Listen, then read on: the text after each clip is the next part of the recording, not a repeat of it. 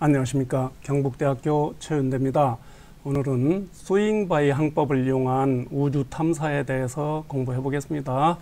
요 문제는 여러 번 출제됐던 문제입니다. 비슷한 지문을 여러 번 봤습니다. 저는.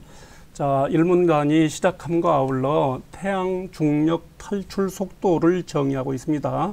이 속도는 물체가 태양의 중력을 완전히 뿌리치고 태양계를 벗어날 수 있는 속도입니다. 지구에서는 이 속도가 약 42.1km/s가 되겠습니다. 이 속도는 지구 공전 속도의 약 1.4배입니다. 루트 2배 정도 됩니다. 지구 공전 속도는 여러분들이 잘 아시는 바와 같이 30km/s 정도 됩니다. 자, 거기 이제 문제가 바로 하나 나옵니다. 문제는 뭐냐면 수성을 탐사하려면 태양 중력 탈출 속도가 요구된다 그랬는데 수성은 태양계 안에 있잖아요. 그러니까 틀린 지문이죠.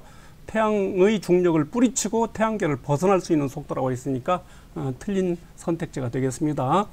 그 다음에 이제 지상 발사 우주선은 태양 탈출 속도에서 이 지구 공전 속도를 뺀 값, 그러니까 42.1에서 29.8을 빼면 12.3이 되잖아요. 이걸로는 태양계를 벗어나지 못합니다. 왜냐하면 지구 중력 때문에 그렇거든요.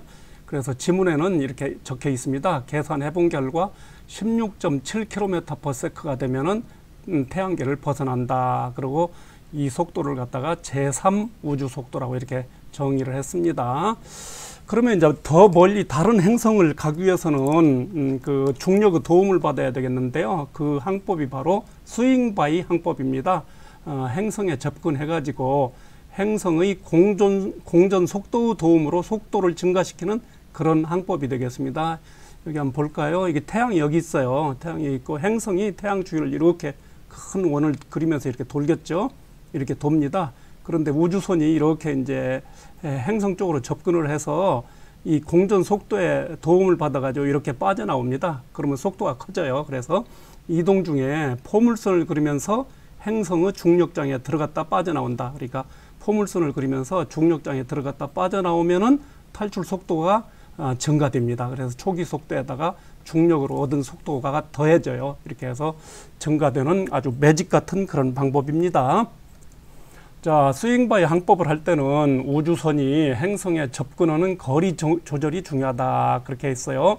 행성에 너무 가까이 접근하면 어떻게 돼요? 행성 중력에 이끌려 가지고 이거 인공위성이 돼 버려요. 영원히 돌게 됩니다. 빠져나올 수가 없어요. 문제가 되죠. 또 너무 멀리 접근하면은 속도를 크게 증가시키지 못해요. 그러니까 효과가 적죠. 그런 문제점이 있습니다. 그리고 거기 이제 문제가 하나 있는데요. 운동량 보존 법칙을 설명하고 있어요. 운동량 보존 법칙은 보존된다 그러면 전과 후가 같아야 돼요. 스윙바이 전 운동량의 합하고 스윙바이 후 운동량의 합이 같아야 돼요. 여기 이제 여러 가지 문자들이 나오는데요. 절대 겁먹을 필요가 없고요. 하나하나 봅시다. 여기 소문자는 우주선을 말해요. 그리고 대문자는 행성입니다. 그리고 이제 I는 이니셜, 그러니까 스윙바이 전이고요. F는 파이널, 스윙바이 후를 말하는 겁니다. 그러니까 여기는 MVI는 우주선의 처음 운동량이 되겠습니다. 거기다가 행성의 처음 운동량을 더한 것은 우주선의 나중 운동량에다가 행성의 나중 운동량을 더한 것이다. 합한 것이 같다. 그런 얘기예요. 그러면 요 식을 정리해요. 정리하면 이렇게 돼요.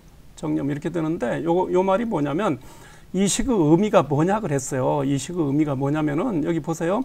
행성의 공전 속도에 이게 행성의 공전 속도 변화입니다. 변합니까? 별로 변하지 않아요. 왜냐하면 행성의 질량이 엄청 큰데 이게 분모에 있잖아요. 분모에 있기 때문에 크게 변하지 않습니다. 그 말이고요. 그 대신에 이제 이거를 우주선의 속도 변화로 이렇게 바꿔 써보세요. 우주선의 속도 변화로 바꿔보면 분자에 행성의 질량이 있고요. 분모에 우주선의 질량이 있어요. 그러니까 행성의 질량이 엄청 크잖아요. 그러니까 굉장히 속도가 많이 커져서 나오겠습니다. 그래서 요 식의 의미는 스윙바이 전후의 행성의 공전 속도는 거의 변화가 없어요. 그렇지만 우주선의 속도는 크게 변한다. 그걸 지금 말하고 있어요. 그 다음에 이제 거기 인터스텔라 영화하고 블랙홀 관련해서 얘기가 나오는데요. 거기는 그냥 지문을 읽고 보기를 읽고 답을 하면 되겠습니다. 펜로스 과정이라고 있는데요. 이거는 펜로스 과정은 에르고스피어의 그 회전력을 이용한다. 이게 바로 답이 되겠습니다. 자, 오늘은 그 스윙바이 항법을 이용해서 우주 탐사를 하는 내용에 대해서 공부를 했습니다. 이상입니다.